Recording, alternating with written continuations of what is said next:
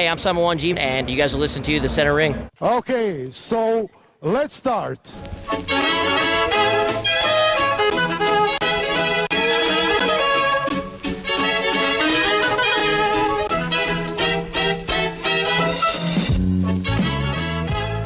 Hello and welcome to another edition of The Center Ring, aka TCR, aka your favorite esports podcast.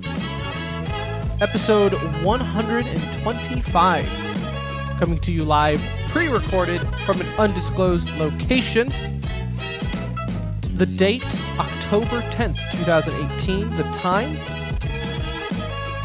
we'll say about 8 o'clock. Because we're having to predate this, because we have an interview, and so we pre-recorded that. Not like it matters, though, because this is all pre-recorded anyways, and we're professionals.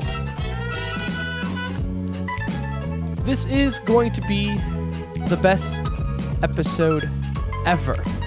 Not only do we have Marco Suarez, esports strategist for OP Live on the show, talking us about their future plans and their recent local event here in Dallas, Texas. There is a mix-up, speaking of Dallas, Texas. This is a very Dallas-centric show this week. Not only do we have OP Live on, talking about them, we're going to talk some OpTic Gaming and Infinite, the parent company of OpTic. They are going through some restructure, so we will talk about their woes and how they are one of the first to really kind of experience that on that scale of an organization. So we'll talk about that. And Counter-Strike finally did something. Valve finally did something to mix it up. So we'll talk about that to start the show. But first, our social media. Follow us on Twitter at The Center Ring, our website, tcr.gg. That will have our Discord, our Twitter link. Twitch, YouTube, that's severely out of date. I'll get around to it. And that will all be there for you on our website. My name is Tim. Alongside me, we have Anuj as always. Hello, sir. How you doing, bud? Doing good. And hello, Brett. How are you? Hey, what's up, guys? And that's the show. So let's get into this week, shall we? Because like I said, Valve has finally did something. And I'm not talking about adding in a useless revolver or a god-awful map. Well, they did add that, but they added a different god-awful map. They didn't lower the price of the Negev. Which, who cares about that? They still haven't adjusted it, though. But who cares? I know. It's still lazy. Nobody's busting it out. It's the principle of it, okay? It's the principle that Valve tells you they're going to do something, and then it's just like 9 months later. It's like, whatever happened to that? Like, you could tell, though, that's how far the Negev is on their list of things we need to get to. There's no board meeting to balance out the Negev pricing. But no, so Valve did do a pretty significant update to Counter-Strike. One that will clearly affect the pro scene and the casual. But the pro scene is what's something that's interests us. Anuj, you're going to have to really explain to me the ins and outs because it's dealing with the economy and win and loss bonuses.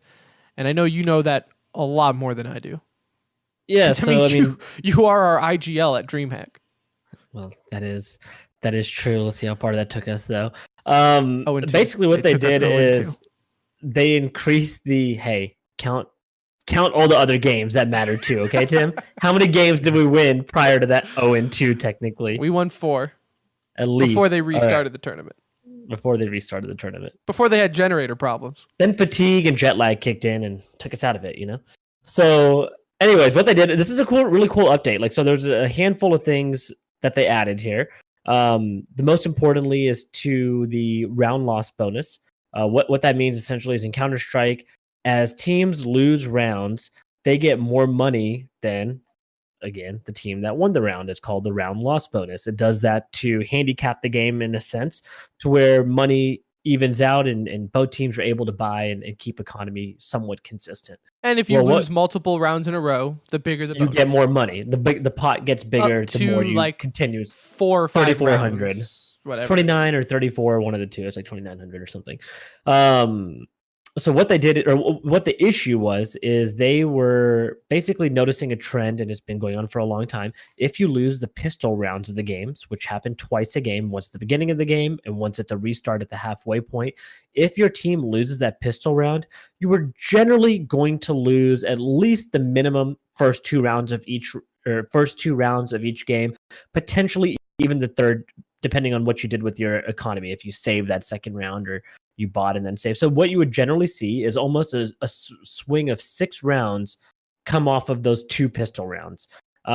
What they did here is they added additional money to the team that loses the round by $500. Now, you have to play Counter-Strike. It gets too complicated to then go into like how much that really gives you, but it does give an opportunity to essentially, if you're a terrorist, by potential having 2 AKs your first round or your second round in the game, and surrounding that with utility and pistols and whatnot. If you're counter terrorist and you lose the first round, you can now do a full buy in round 3 if you do a full eco in round 2. So if you lose that first round, don't buy anything round 2. Round 3, you will tend to have a better buy than the opposing team, depending on how many you killed, in the previous round. Well, and so it's also assuming it. You lose the eco. I mean, I guess you would be able to buy a full one either way, but the point is the win and loss bonus doesn't reset until you win. Yeah, until you win. Yeah, you would lose 2 rounds in a row, so essentially you would go from like $1,900 on the first round loss bonus, and if you lose the second round, you get another 24. So it's a potential for a lot of money early in the game. There are ways to do a full or a buy with an op now on the third round. That really changes the dynamic. It doesn't give away as many rounds because of a pistol loss. Personally, I love it. There are a lot of people that do not. You've seen What's like the Chris J argument come to out. that, though? Like, why wouldn't they like that? Apart from not liking change, because I agree. I think it puts more action in the game is what it does. So from a spectator view, not even for someone who plays Counter-Strike, but just as a spectator, you're telling me I basically get a bonus 2 rounds a match to where someone is going a full buy or at least a not as soft eco? I'm really happy about it personally. I think it's a good change for the game. The argument against it is it takes away the importance of the pistol round now. So the pistol round has just become it could be a slight swing, but the maximum potential you can really get off of a pistol round is capitalizing with the opposing team that lost, like doing a full eco round 2. So that means it's generally a really easy win for you in that second round. It eliminates really that third round of being an advantage. Now the losing team technically has an advantage going into the third round being their full gun round, right? So right. It, in their mind, they feel it can be a detriment to potentially winning that first round and going into the third round weak. Because effectively, the way they changed this was you're essentially you're already starting with a 1 round loss bonus, and like if let's say you buy in the second round, you do like a maybe like CZ Tech 9 armor nades. In that third round, you're effectively getting like a CZ. 4th round loss bonus. This guy was born and raised so in Texas. you're still do what? Called it a What are you CZ. Or CZ, You're sorry. from Dallas, sir. I know, my Keep bad. that Z trash out of here. Guy. Yeah, no, but yeah, I mean, so even in the third round, if you buy pistols in the second, if you buy in the second round, you're still gonna have a somewhat decent possible buy in the third round.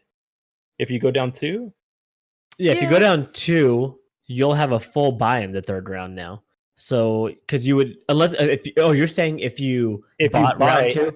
Like if you upgrade armor, nades, and then do like Tech 9 CZ. Well, it depends on if you're a terrorist. Like you can get lost bonus with the bomb plant. It depends on if you plant the bomb, then you might want to do a buy in that second round. Because you could end up with like 4,300 round 2, and that would be enough to do like full AKs. You could do yeah. like AKs on people, and have the other guys like back up 2 or 3 AK players with utility. That's probably what you'll see a lot happen. And I could see too, like to their point, where say you won the pistol round, and then your team has to decide, okay, do we want, like, they're most likely going to do full eco because that gives them more money in the third. Do we go like a soft eco, assuming we're going to beat their hard eco? Because you don't want to win that first round and then all of a sudden lose, right? Because then you just ruined, with that first win, you ruined your loss round bonus. You bought out on the second round because you won. Now you just screwed your economy, where this team at least got 1 round of loss bonus. Generally, a full eco, though, you'll never really see a team win that type of round. If a team is truly doing a full eco at the pro level, it's a 99% chance they're going to lose round 2, right? So, yeah, I get what you're saying. On the other end, do you want to invest? You will see them invest, because that's like a gimme round that you need to get. And if you lose round 3 at that point. Right. I was just kind of playing devil's advocate, though, to how you were saying, where some pros are looking at it as like, well, it almost hurts us if we win, right? Because it could definitely backfire. But of course, I don't think anyone's going to complain that you take a round. Like, you're going to want to win a round. All right, go ahead, Brett. So originally I was on the front of, well, I don't really know if I like this, because, it takes away from that drama of, hey, we just lost. Do we want to upgrade, and just buy out? And then effectively, if we lose this, we're going to lose the third round anyways. Like it takes away that drama, that decision. But I'm kind of leaning more towards your thinking, Anuj, where I kind of like this, because it adds, and Tim just mentioned this, it adds that other cat and mouse deal. Like, okay, hey, let's do a soft buy here. We'll do UMPs. And then, thinking that they're going to do a hard eco, and then they're playing the cat and mouse game where, no, we're going to buy 2 AKs. Let's upgrade and, go for the win in the second round. And effectively, the other team's outgunned if they get picked early, right? So, yeah. I can see it.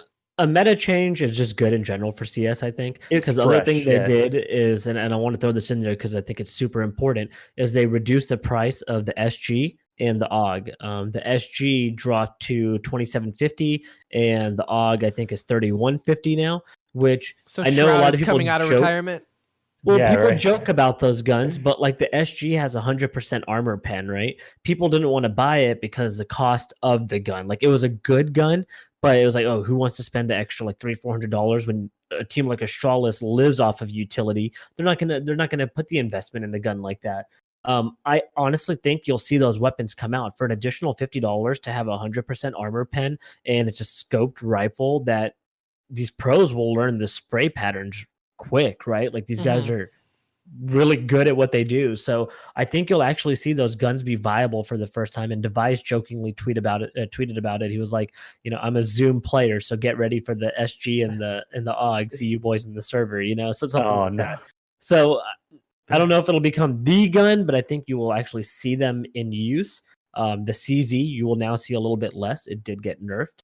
It's no longer like a one-shot headshot at close distance. So accuracy also resets slower on that gun now, and they buffed the Tech 9 again. So you're going to see some new changes in Counter-Strike, which I think will be good, fresh for the game.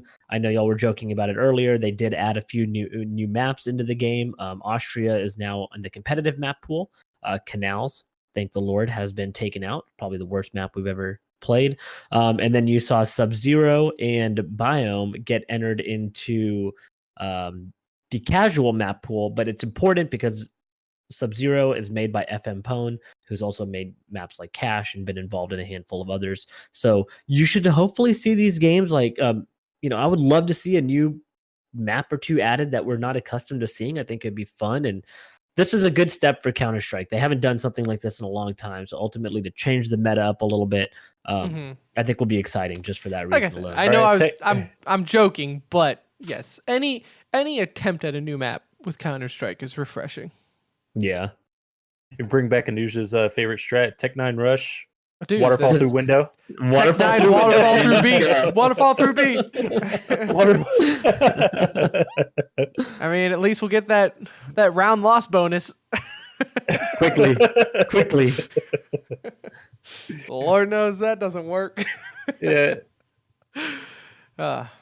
So we've talked about it a lot on the show in the past. We always like supporting local esports scene, whether that be in our area, in Dallas, Fort Worth, or, we've always said if you have something going on in your area to let us know, we'd be happy to promote it. After all, that's how esports got started, and that's how largely a lot of the smaller ones are still making their name for it. Not everything can be Dota or League of Legends or Counter-Strike. A couple episodes ago, we've been talking about an event here called OP Live. It was a first year that they did this, but they did it right here in Dallas, in Irving. And we thought, you know what? We always talk about these local events. We have no idea how they run, how they work. We need to get the word out for it for next year's. So we thought, what a better way to do it than going right to the source itself. So joining us right now, we have Marcos Suarez. He is the marketing and esports strategist for OP Live. Hello, sir. How's it going, Tim? Pretty good. Now, I first want to ask you, esports strategist, is that just a fancy way of saying you're the only guy in the office who plays Fortnite? Well, I actually don't play Fortnite, so a twist. That's not me. You instantly became Tim's best friend. Yeah, for real. I'm more of a PUBG guy, but whatever floats your boat. Oh, there you go. No, I work on partnerships within the esports industry, whether that's pro teams, streamers, or developers themselves. So when it came to OP Live, first of all, the event was great. I know some of our listeners were there. They all said they loved it. It was, and Anuj and I said it on our show afterwards, you would not know that was like the first time event. Especially Much appreciated. like the stage and everything, right? Like it was done very well for a first time. And I know when we saw you there, I said like, man, this is going great. And you kind of laughed and gave me a pat on the back. And I know there's always things that go on behind the scenes, but in your personal assessment, how did the event go as far as just operating smoothly? It's always hard to gauge an event when you're kind of in the middle of it. There's so many moving parts, and you're always worried, that one's going to fail, and that's going to cause, everything to kind of fail. But looking back on the event, everything went, fantastic. Got a lot of great feedback from attendees. Everybody was really excited with what we managed to do, and that definitely reassures us that we're on the right track and that overall the event was a success.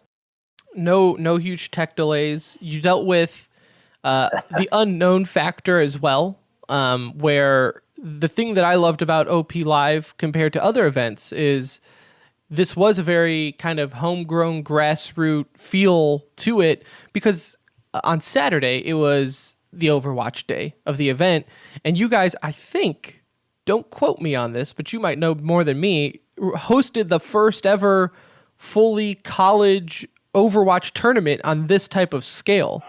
And I thought, first off, that was incredible to see how much the schools came out to support it. Was that something from the get-go that you guys were like, this is going to be our angle, is with the college esports scene? We wanted the event to be a comprehensive look at gaming as a whole.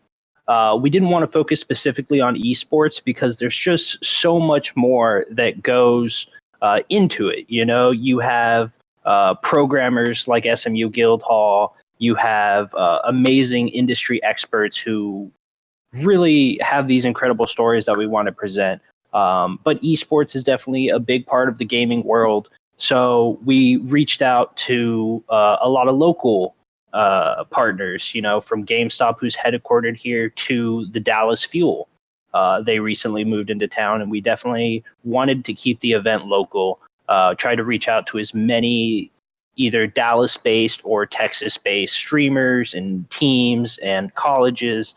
And the Dallas Fuel was fantastic to work with. They wanted to throw a college tournament, and it was amazing the amount of support we got from them and the responses we got from the schools. Everybody was super excited to see that the Fuel was partnering with us to throw this event. And we're definitely proud of how many teams we managed to come out. Huge shout out to them. They were great. And looking forward to the next one for sure. I know SMU Guildhall, they're huge just in the, like you said, the video game sector, right? If anyone who doesn't, I mean, even if you're not in the Dallas area, I think if you are ever interested in looking into getting into the industry, they're just a good follow on Twitter anyways. How did this start? Did they approach you? Because I know they were heavily involved. Their name was on a lot of posters there. So yep. How did OP Live start as a thought? So, one of the reasons why the event was so professionally done is we have a lot of experience in gaming events, but we've always kind of been behind the scenes, always handled the production, designing stages and things like that. But we're never really out there to the public. And as we were doing our research for other jobs, one of the things we wanted to do was to talk to local colleges and see, what they think of the gaming industry. There's a lot of big schools here in the area that have great programs, and SMU Guildhall was one of the first schools we contacted. From there, we talked to Mark Nasha over there, deputy director of the Guildhall, and the original idea was actually a small SMU Guildhall tournament. We have a small stage in our office that we use to kind of show clients this is, kind of the work we do. And Mark thought it would be perfect to host a little local tournament, maybe 30 guys tops, and just have something that SMU could participate in. It was crazy how quickly that escalated. Started 30 guys. You guys missed the mark on that. You missed the mark. Just a little bit. Started 30 guys, and then we were like, hey, let's reach out to some other partners, see if they want to get involved. The response was tremendous. They were like, yes, absolutely. And that kind of just escalated until OP Live. So is there plans then for, because I know we've already discussed it, that there's definitely plans of next year's OP Live event. It's going to be in Dallas. Are there plans then when you branch out? We're looking at, maybe other cities in Texas, other states, maybe other nations, if you're ever planning to go international. Has this kind of encouraged you to try to always keep it to more of that local vibe with wherever you're at? Definitely looking forward to next year. Dallas is a fantastic city. Esports here the community is just great. Don't want to exclude the possibility that we're going to take it elsewhere. There's a lot of great communities out there that are lacking in an esports event that's local to them. But we want to make sure that OP Live always keeps a community feel to it, whether that's here in Dallas, across the nation, or even abroad. We want to make sure that wherever we go, we, don't disrupt the culture, don't want to bring something outside. We want to make sure it's community-based, homegrown, and keeps that same feel. One of my favorite parts of the event was actually in the Fortnite part of the tournament, where I thought it was awesome to get to see pro players play against like the average Joe, right? And so how did that idea kind of come about? Because I don't think we've seen that, really in any other. We've watched, I would say, thousands of tournaments at this point in a long time. Like that's how yeah. The original tournaments used to be. You'd go to a tournament and anyone could sign up, and you played against pros if you made it that far into the event. Right. And now esports has shifted to where you have to be a pro. Well, I think one of the great things about esports and the gaming industry is that anybody can play, right? And that's definitely something that we wanted to bring to OP Live. We were really grateful that we had some great pro teams willing to participate. CLG came out, Complexity, Team Envy, and we wanted this event to be, again, a whole look at the gaming industry. We wanted it to be something for everybody. And what better way to experience that than instead of just watching these professional players, actually giving people the opportunity to play with them or play against them. And Fortnite was a perfect fit for that. Fortnite is a great game that kind of tries to break the wheel They've done a lot of, Marshmallow played with Ninja and trying to change it up. So Epic Games let us play Fortnite, and they encouraged us to think outside the box. And when we presented to them this idea where an attendee could try and eliminate a pro, they loved it. So we rolled with it. And if memory serves me right, wasn't it just a regular old Joe Schmo who ended up winning Fortnite? I wouldn't go that far. We had a stream team participate as well. Pink Meatball and Top Gun. Both of them are actually ranked really high in the summer skirmish. I think Top Gun actually made it to top 20. I want to think 17th or something. Oh, okay. But so they're not. Yeah. They're not just any old player, but still though not I guess one sponsor. of the necessarily big recognized names like a Ninja. Or are they playing on any teams, or you said they're just a stream team? I think Top Gun actually was just picked up by a team, but don't quote me on that. I will say one of the more interesting aspects was we had the OP Live Odyssey quest line throughout the event, and one of the achievements was to kill a pro player. I was amazed how many attendees actually managed to eliminate a pro player in Fortnite. That's awesome. Yeah, I actually had quite a few, and I honestly, when we were talking about these achievements, put it in there, and I was like, "This is not going to happen. Nobody's going to get it. That one's going to be the one." We talked to somebody there. It was like a kid. Like I'm talking the kid had. Do you know who I'm talking about? I know exactly who you're talking about. I'm terrible with ages. Like 10, 12 years old. I was going to say maybe 12 years old, but he was just some little kid, and he was like so excited. He actually talked to us about how I killed a pro, and but it's I used my controller, and that was awesome to see that, and to think like I said, you don't get tournaments anymore where anyone can join to play a pro. And it's like, who knows? Maybe we're talking about that kid, 6 years from now, and he's signed to a team playing professional over Fortnite, and you can look back at that weekend to think that's when it all started for him. It really is genius too, because like one of my favorite things to do is go to a state fair, and one of the first games I go and try to find is like the dunk booth. Like I want to dunk this clown, and that's pretty much what it is, right? Like it's people going to this dunk booth wanting to dunk on a pro. That is genius. Yeah, I appreciate that, and I will say that kid is my hero. I was watching him play some, and man, he is good. Like I totally believe that he eliminated a pro just by watching him play, and with the controller, no less. The kid was crushing it. Yeah, no, he definitely killed a pro because they walked past where we were, and we actually had a good conversation with him. So it was really cool to see. They bought a gun from us, didn't they? Yeah. He bought his parents bought him a souvenir from the event, and so they were just all excited. Really cool to see how everything picked up from there. I did want to bring up one thing though, because we're kind of talking about the good vibes that for the most part I think everyone had at OP Live, and you said it earlier in our conversation that it was more than just esports, right? It was kind of, and this is where I struggle. It's not a convention. It's not a tournament. What is it? It's an expo? What do you call it? I mean, I call it OP really, Live. I was going to say, because it really has a little bit of everything. I think like of Comic-Con, right? Like you could go and buy retro games. You had artists there. It was like almost like a little craft show. You could buy retro games. You had, the local Dallas Twitch community was there. Yep.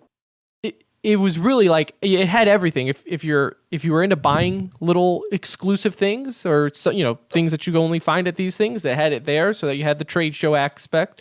You had speakers, which I love, from the industry. You had Jeff Moore, the president of Dallas Fuel Talk, and he's great to listen to. We've had him on the show before. But then you also had that tournament aspect. So it's really like it was a weekend for whatever you are into. You guys really kind of checked off the boxes. And like I said, for being your first event, was kind of, I don't know what I was expecting beforehand, but after I went, I was like, okay, that's not what I was expecting. Well, definitely hope it was a pleasant surprise. We are really aware of just how diverse the gaming industry as a whole is. And a lot of times events kind of focus on, one particular aspect of that industry. E3 is all about the developers, right? And up and coming games. DreamHack is really esports focused, and PAX is kind of more of a trade show feel, I guess. But we wanted to make this event be something for everybody. And we want to make future events be the same. Whether you're the veteran gamer who spends, all his time playing the latest games, trying to get your rank up, to, the mom and dad whose kid plays all these video games, but they just don't understand why he's so passionate about it. It's showing if anything, it's showing the parents that it's not just wasting time, right? Even if they don't go pro, there is a community behind it. Let's use that little kid, right? I'm going to use him as the example again. No one saw him as like a 12-year-old kid and just thought, what have you, right? Like if you're at a sporting event or something and you see a little kid, you just think it's a little kid. But it's like it's like he was able to have conversations with adults, with anyone about Fortnite. We play together and everything there. So I think it's a good opportunity, like you said, to kind of showcase the best in just gaming, right? Not just esports or one aspect. It's a showcase of everything, which is something I really do appreciate, and the fact that it's locally homegrown makes it all the better. Is there anything, just out of curiosity, because in our minds, like I said, we thought the event went so well. Is there anything you would want to change in the future or add on to it? The one thing that kind of sticks out to me that really threw us for a loop was actually the weather. That weekend, the rain was just pouring, and there was a thunderstorm the night before. So the Irving Convention Center actually lost power 8 times the night before. Oh gosh.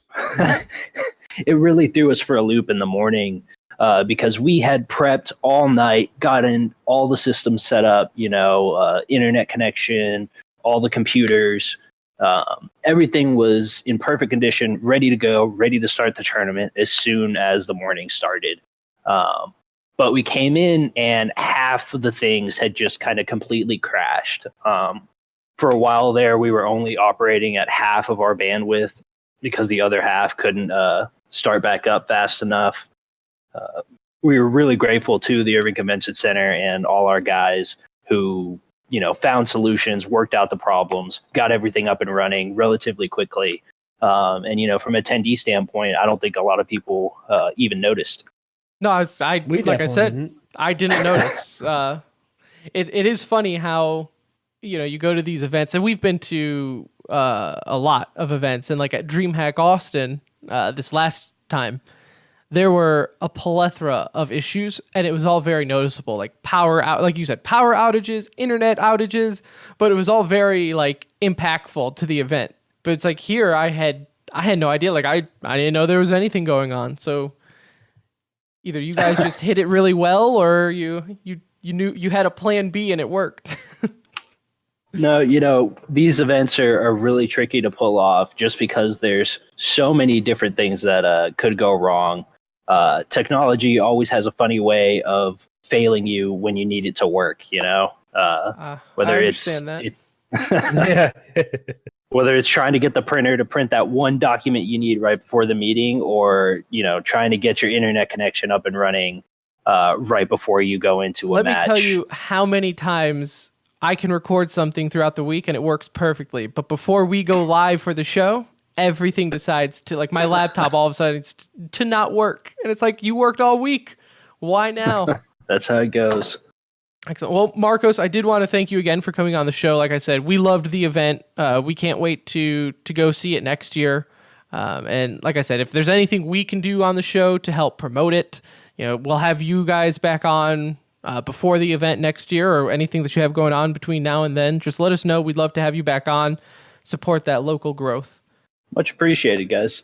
Let's give a shout out to the Twitter though. It's at OP_live_Dallas. So if you're a listener, especially in the Dallas-Fort Worth area, be sure and follow that. I'm sure you'll get all the latest for anything that they have planned for the scene, especially around Dallas coming up. So Definitely. Again, Marcos, I do thank you again, man. It was a pleasure, and we'll definitely have to get back with you soon. Sounds good. All right, moving on to the next topic here. I want to talk a little bit about this Infinite OpTic layoff financial woes that they're all of a sudden happening. To be honest, a couple days ago, I was going to throw this thing into E-News, and we were going to bring it up at the end of the show and be done with it. And then it was like just a little bit more. It was like an onion, right? Just a little layer kept getting pulled off, and then it got a little bit more interesting. So I thought, let's at least dedicate, 5 or so minutes to this thing. So if you haven't been following, this all started with a tweet from Jason Lake on Monday, owner of Complexity, where he tweeted out saying, it's going to be an interesting week for esports in Dallas. Best of luck to all those involved. Something along that line. And no one had any idea what he was talking about. No one. And then all of a sudden he deleted the tweet, which instantly, everyone's like, okay. Yeah, we read it as like those affected. It was like affected. What? What I thought there was an outbreak, dude. I thought somebody got sick. It was being passed along to the pro scene. Rambo got sick and just started spreading. Oh Lord, I would have been there. I would have resuscitated him mouth to mouth, dude, if it was Rambo. Bro, that guy has 0% body fat. That dude is not Zero. getting infected by anything. And so it finally kind of started trickling out with Infinite, who is the parent company who now owns OpTic Gaming. I don't really know how all that works. That's corporate lingo and stuff over my pay grade. But they now own OpTic and everything there. They own Houston Outlaws. And Kai was let go, the coach for the Houston Outlaws. And he tweeted out just one of many from Infinite being let go. And that was the key word there, right? Let go. That's very different from being fired or anything like that. So then everyone kind of just thought, oh, all right, well, process of elimination. Nothing's going on at Complexity. Nothing's going on at Envy. It must be OpTic then that's having this issue. And then throughout the week, they ended up, I think, 19 or 20 people were laid off from OpTic. I think 19's the number right now, yeah. Including a co-founder and president, a lot of people from their stream team. Anuj, what was the guy's name? Pajama or whatever. I don't He's know a big guy. guys. I mean, I've seen him. I'm not million a big plus YouTuber. followers. We say YouTubers, like the content creators, right? Yeah, content These creators. guys He's are- one of the OGs for OpTic, and so they're letting go a bunch of people. This is looking at financial issues. Now, if you recall, like within the last 3 months, Infinite ended up breaking ties with one of their big investors, Deep Space Ventures. And I don't know, but if I had to assume, this plays a big part in what's going on now. And I will kind of say shame on people for trying to say, well, this wouldn't happen with old OpTic, and this is Infinite's management, and it's poor management, blah, blah, blah. The reason they cut ties with Deep Space Venture is because one of the owners for that investment company was busted for domestic abuse after a Panic at the Disco concert was called by the wife. He was trying to beat her with a hammer. When police arrived, there was a hammer in the wall above the bed. So Not a good look. Infinite and OpTic were like, yeah, we don't need that type of money. We're good. So they cut ties. The investment was done. That's pretty badass. If that's how it all went down, like that's pretty awesome. Like of them to that's do that. my point here is, like, Because it kills the brand, right? It's like I mean, they built up, but they didn't have to do it. Nobody would have really known, or like, no. I mean, they could have gotten away FaZe and is built on people who were busted in CSGO skin betting scandals. So, I mean, look at all these people that are involved with something shady in esports. I don't think anyone would have either found out or cared about it, right? How many times do you know who's invested in these places anyways? Never. I think the only reason this was a big deal is because when the news broke when they decided to cut ties with them, right? And OpTic's so damn big, in general. So like people just know what's going on with people are more interested. But I will say, good if this is part of that, like if they're like, hey, we're not really financially where we thought we were going to be, and if it was partially because they cut ties, they know, right? They're smart businessmen. They knew that this was going to affect it, but good on them. I'm not trying to pass blame on someone in the organization or mismanagement or anything like that. If that was the case, good on them. I would gladly be laid off if it meant that, a brand that you cared passionately about decided to do the right thing. It's way different than mismanagement. With that being said, I think this is also going to be the first that we see this, but it won't be the last. I think you're finally starting to see the wave of esports investments, right? A year or two ago, or really the last 2 or 3 years, I mean, you've been seeing it, investor after investor, this team getting a huge investor, these guys partnering with those guys, and maybe we overpredicted how fast that revenue was going to come back with esports, right? Everyone always says esports is $1 billion industry. And I mean, sure, you could twist any numbers to look good, right? What do you think I tell people when we have listeners? It's you couple thousand, couple hundreds of thousands. Hundreds of thousands. And you could twist numbers, right? So if you want to make the profit margins look big, that's fine. But in reality, we've talked to Mike Ruffell, owner of Envy and Dallas Fuel. Congratulations on the baby, by the way. We've talked to him on the show about it, right? When they pulled out of Counter-Strike. It's hard to be profitable. Money is insane. I think Counter-Strike is like where you'll see this. Some of these salaries eventually get leveled out a little bit because they are insane. And you saw it with the fighting game community just recently. Echo Fox, I've followed somebody. I know we brought it up the other day when we were talking about it, so I went and looked into it more. And one of the guys that's big into the scene, I'm crazy forgetting his name right now. I should have jotted it down.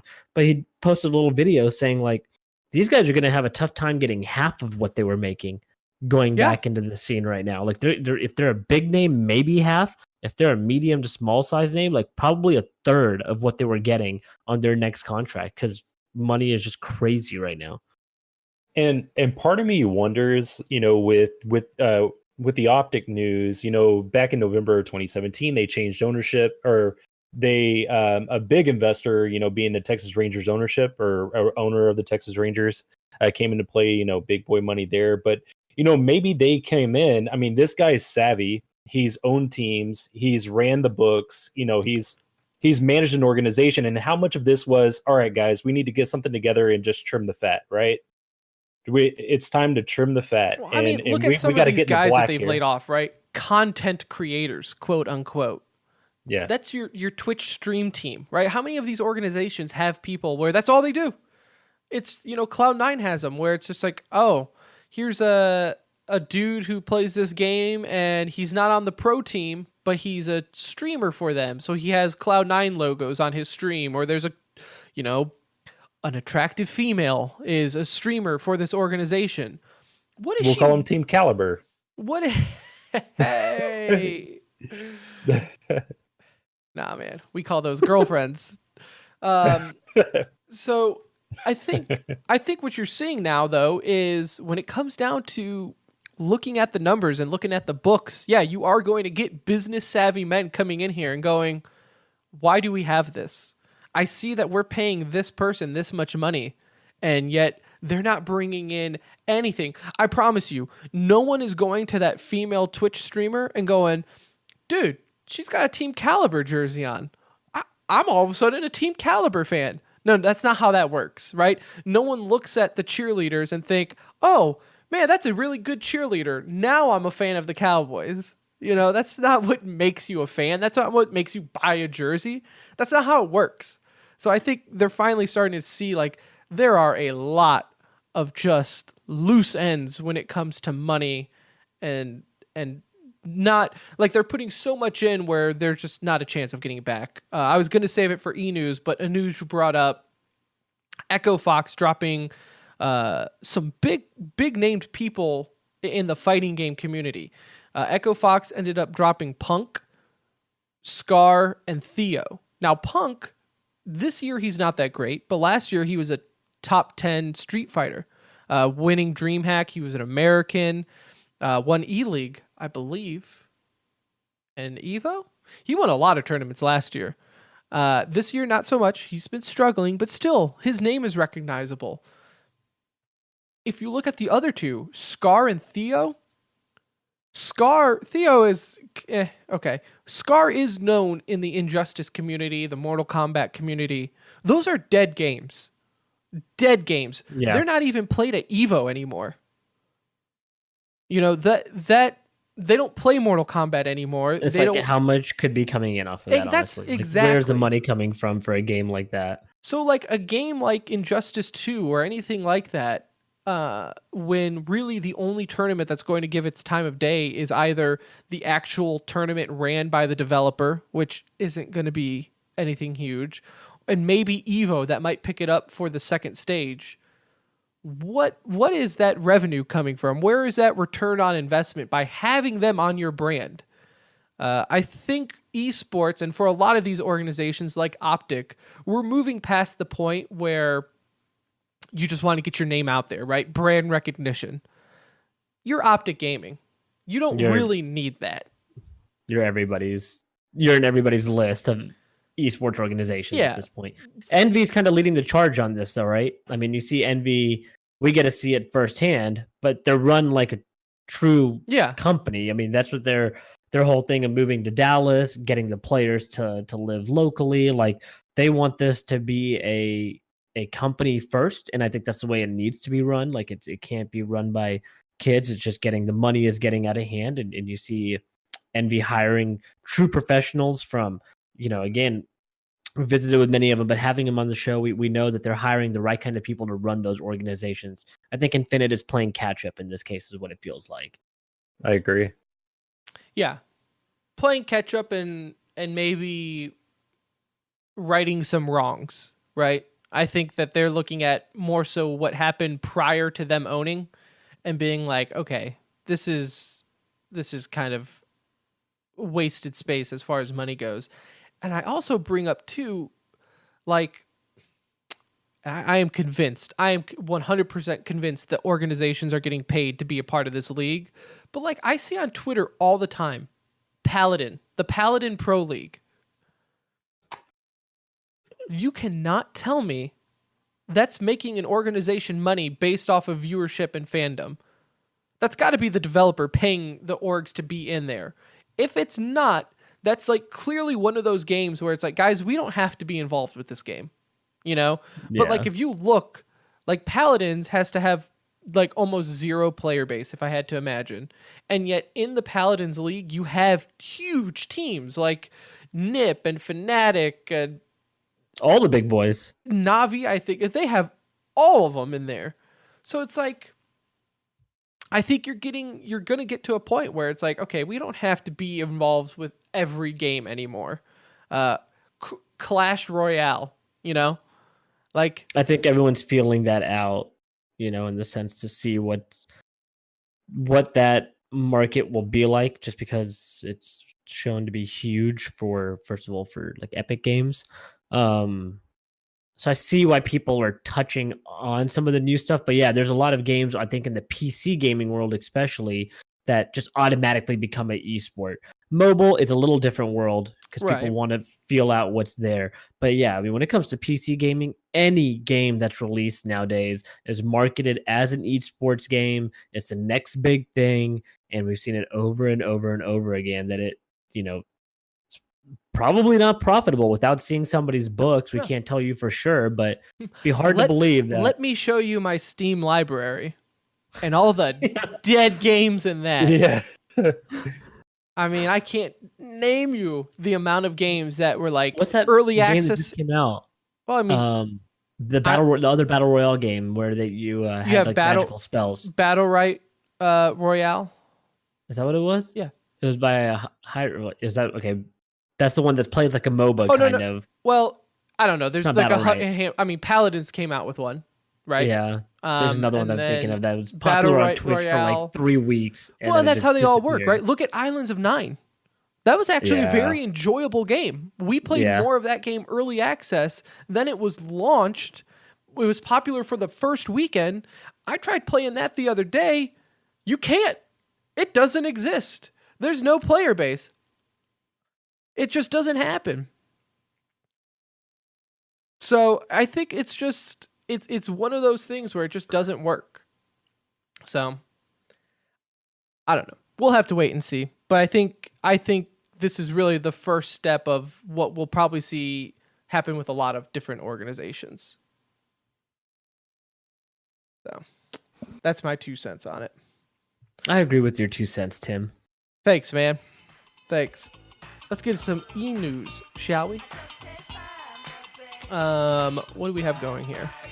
Lots of happenings going on in esports this week. You had the Big House 8 wrap up over the weekend, one of Smash's big premiere events a year, with a whopping $10,000 prize pool.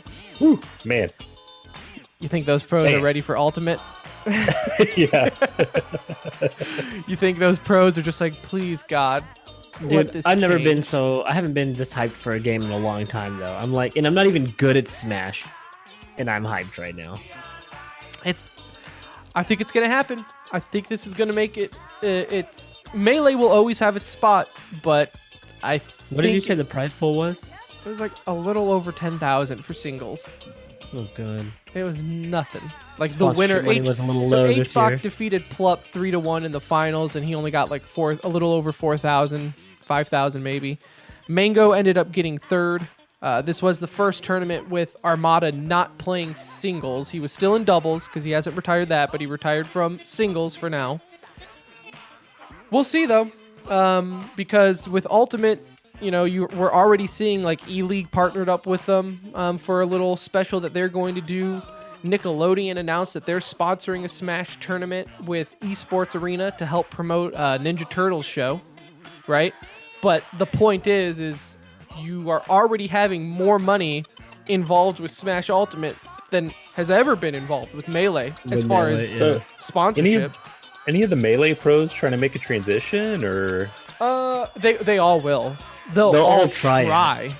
Yeah. It's just some of them. I mean, Melee plays. The issue is like between Brawl and Smash U. The play styles are so different, right?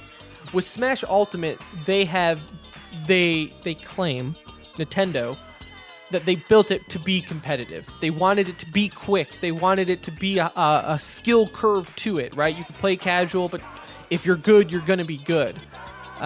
Which is where it's Melee, right? Yeah. Melee was quick.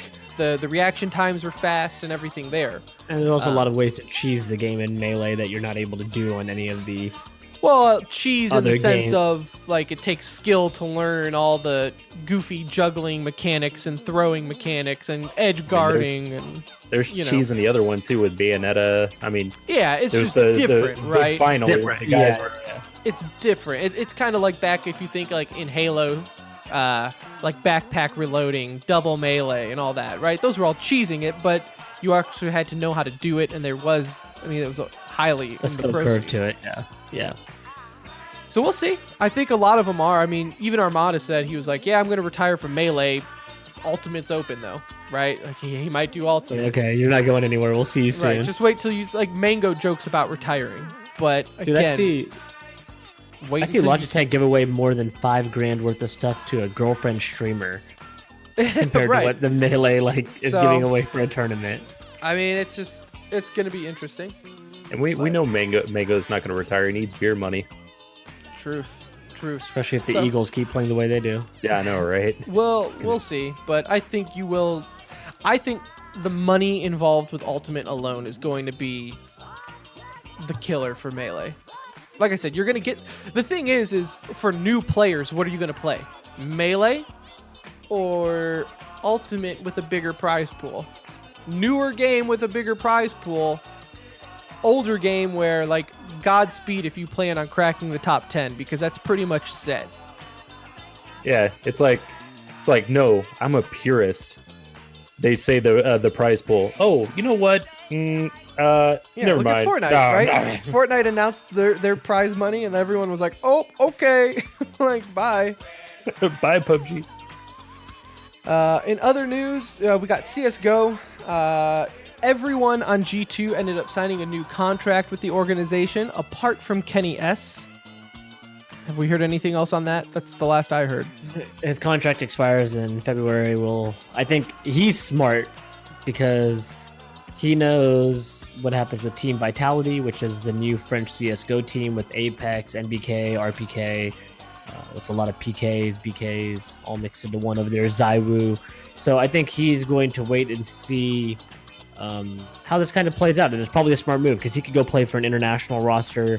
I don't think G2 is going anywhere. So with Smits on that team, he's never going to be at a level that you need him to be at, especially if he's not your IGL.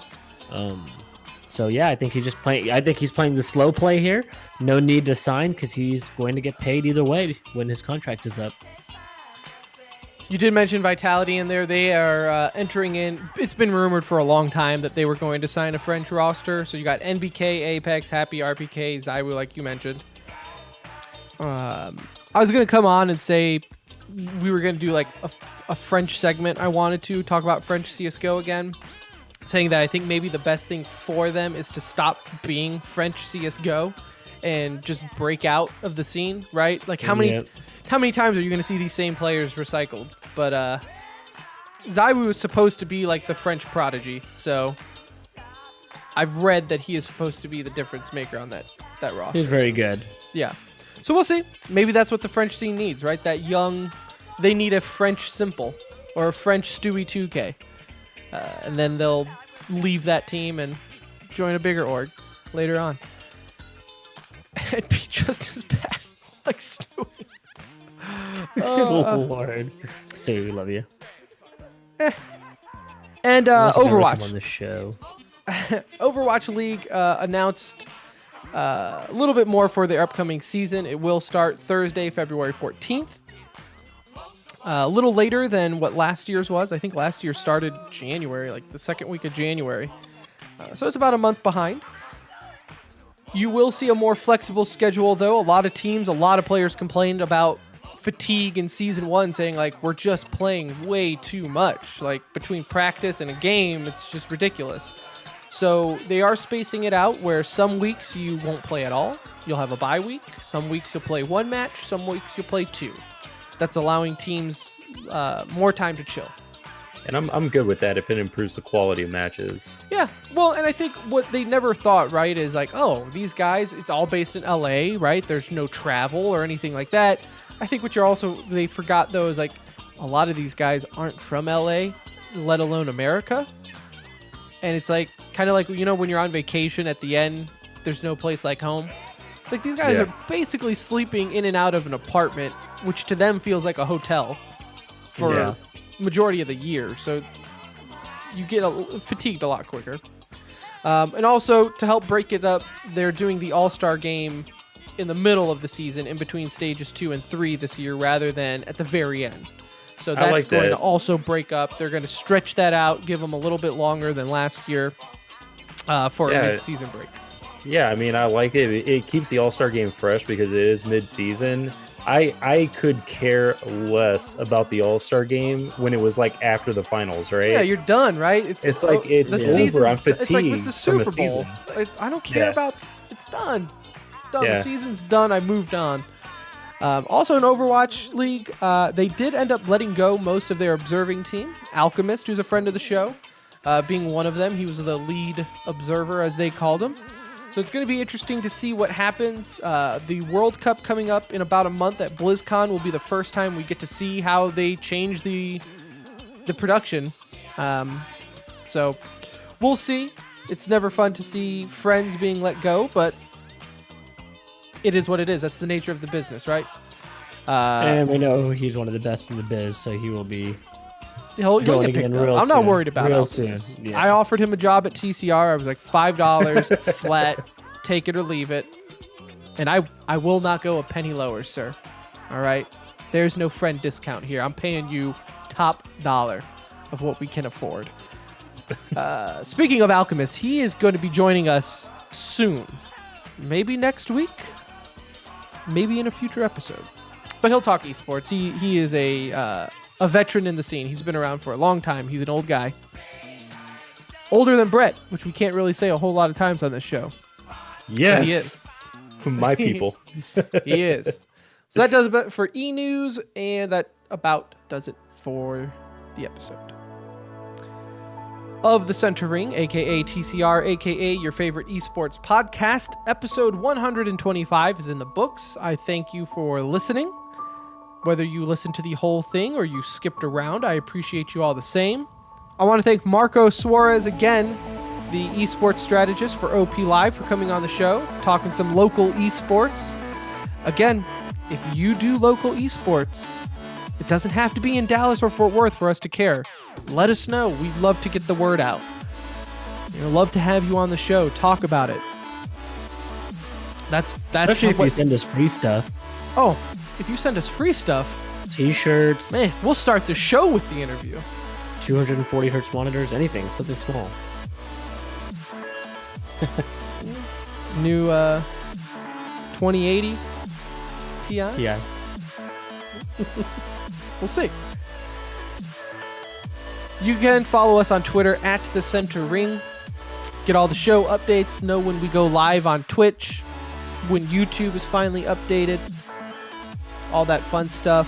Our website, tcr.gg. Again, next week, we may have Alchemist on the show. We may not. I'll have to touch base with him. But for Anuj, for Brett, this is Tim. We'll see you next time.